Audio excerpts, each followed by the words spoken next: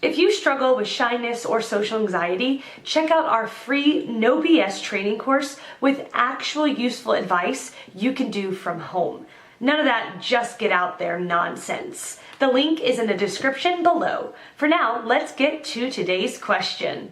The question, what are the best practices for treating anxiety? Answer by Greg Little. You can also use countless non-chemical means to cope with stress.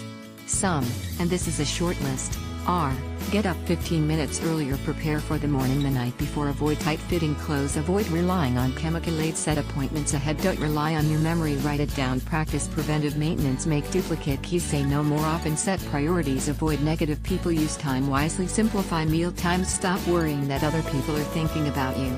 They are not thinking about you.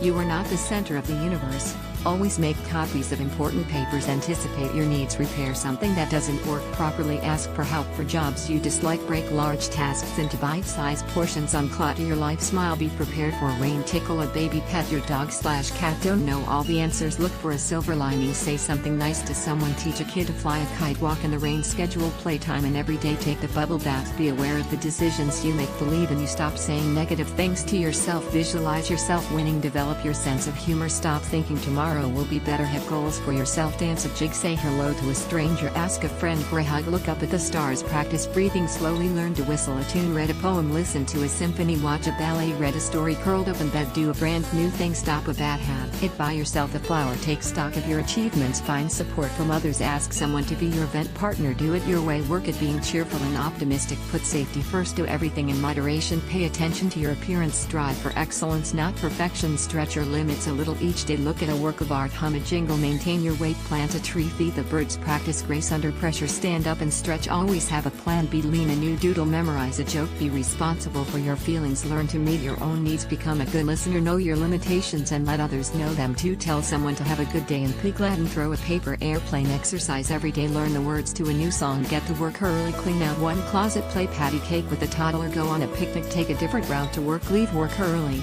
with permission, put an air freshener in your car, watch a movie and eat popcorn, write a note to a faraway friend, go to a ball game, a scream, cook a meal and eat it by candlelight, recognize the importance of unconditional love, remember that stress is an attitude, keep a journal, practice a monster smile, remember you always have options, have a support network of people, places and things, quit trying to fix other people, get enough sleep, talk less and listen more freely, praise other people, relax, take it easy.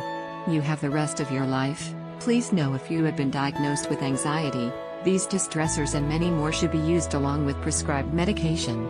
Not in lieu of prescribed medication. There is more that I could share than this space will allow. If you would like examples addressing anxiety, read the ebook, Rise Above, Conquering Adversities. All the best to you. Answer by Keith P. Sikar. When I first see a client who presents with anxiety issues, I ask them to do 3 things. First, I ask them to focus on their breathing, which is often rapid and shallow. This occurs during the fight or flight response. Secondly, I ask them to observe the position of their shoulders, which are usually in the raised position because they are tense. This occurs when an individual is feeling anxious. I ask them to tense their shoulders as much as they can and release. They notice the difference. Thirdly, I ask them to observe their position in the chair. Are they sitting far back into the chair? Are they just sitting back in the chair, or are they leaning forward? Are they tapping or moving their feet or otherwise fidgety? Leaning far back in the chair usually indicates fear. It is a defensive posture. Leaning forward indicates that they are engaged, and it's highly unlikely the client will just be sitting back in the chair. Relaxed position. Breathing properly cannot be emphasized enough for clients with anxiety issues. Rapid shallow breathing indicates a state of high arousal, not moderate, which is optimal, and anxiety. Breathing in this way is more often likely to cause either hyperventilation or a release of adrenaline, which can then cause a release of adrenal corticotrophic hormone, and a full-blown panic attack. Relaxation therapy or meditation focuses on breathing properly. You are asked to breathe in slowly through your nose, inspiration, to a count of 57. Hold your breath for 34 seconds and then breath out through your mouth, exhalation, to a count of 5. By repeating this frequently and regularly, you will learn that proper breathing keeps you calm and more relaxed.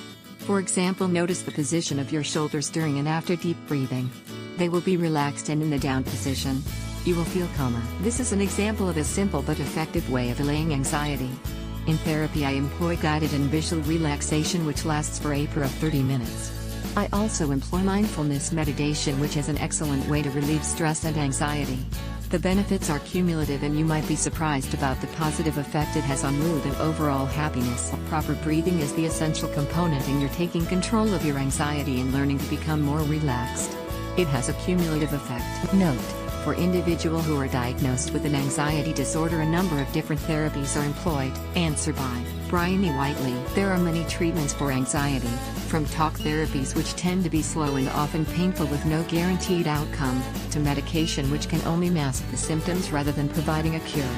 I have worked with many people who suffer with anxiety, and in my experience, the only way to end anxiety for good and start living a life of confidence, happiness and inner peace is to uncover the deep, often hidden root cause of the anxiety and release it at a subconscious level. When this happens, the relief is immediate and life-changing. The mind lets go of the vicious circle of negative thinking, the body lets go of the vicious circle of negative feelings, and anxiety simply dissolves permanently. No one should have to live with anxiety, especially when it can be effortlessly and easily resolved.